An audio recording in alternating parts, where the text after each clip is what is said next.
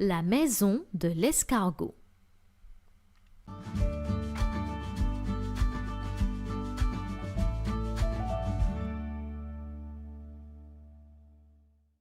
Il était une fois un pauvre escargot qui souffrait beaucoup à chaque fois qu'il partait en randonnée, car il avait du mal à suivre le rythme de ses compagnons.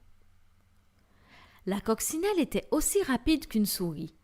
Le mille-pattes, avec ses mille pattes, ignorait la fatigue. Le scarabée prenait même le temps de faire des escapades vers les fleurs. Le pauvre petit escargot, lui, peinait, soufflait, transpirait tout seul et loin derrière, abandonné par les autres qui n'avaient plus la patience de l'attendre. Quand le petit escargot parvenait enfin à rejoindre le groupe, les autres petites bêtes s'étaient déjà bien reposées, avaient bien mangé et après s'avoir bien joué, avaient préparé le campement et dormaient depuis bien longtemps. Et comme il n'y avait plus de place, le petit escargot devait coucher à la belle étoile. Mais chaque matin, obstiné, il reprenait la route, espérant toujours rattraper ses amis. Pour ne pas s'ennuyer pendant le parcours, il sifflotait, regardait à droite et à gauche, saluait les petites bêtes qu'il rencontrait.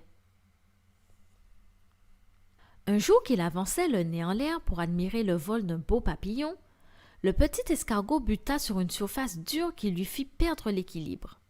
« Ça alors, mais qu'est-ce que c'est ?» se demanda-t-il, car il n'avait jamais vu une chose pareille. Ce qui est normal puisqu'il s'agissait d'un coquillage perdu par un enfant qu'il avait ramené du bord de mer. De naturel curieux, et comme la chose ne bougeait pas, le petit escargot alla voir de plus près et inspecta l'intérieur attentivement. En y pénétrant, il s'aperçut qu'elle était parfaitement à sa taille et de plus très légère à porter. « C'est super !» jubila alors le petit escargot. « Je vais m'en faire une maison. » Et il se mit en route, le coquillage sur le dos.